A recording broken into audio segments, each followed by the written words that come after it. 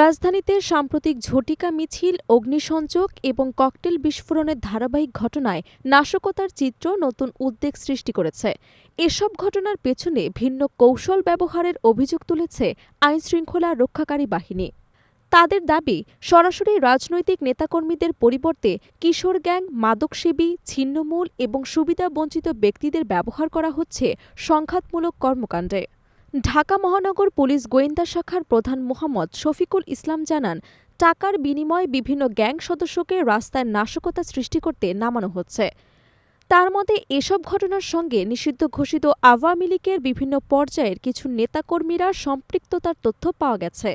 যদিও মাঠে নাশকতায় অংশ নেওয়া ব্যক্তিরা ভিন্ন চেহারার, তবে পেছনে সংঘটিতভাবে সহায়তা দিচ্ছে রাজনৈতিক পরিচয়ধারী ব্যক্তিরা, এমনটাই দাবি ডিবির।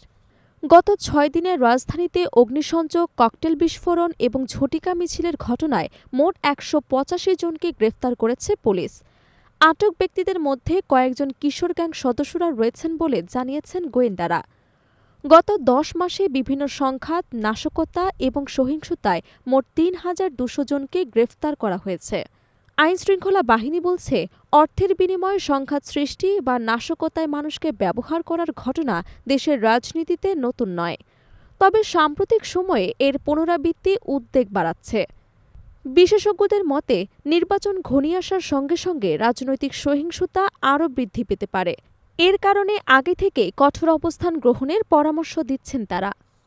তাদের মতে, নিরাপত্তা বাহিনীকে এখনই সংগঠিতভাবে অভিযানে নামতে হবে এবং নিশ্চিত করতে হবে নিরাপদ এবং শান্তিপূর্ণ নির্বাচনী পরিবেশ, যাতে সাধারণ মানুষ ভয়ের মধ্যে না থেকে রাজনৈতিক কার্যক্রম স্বাভাবিক থাকে।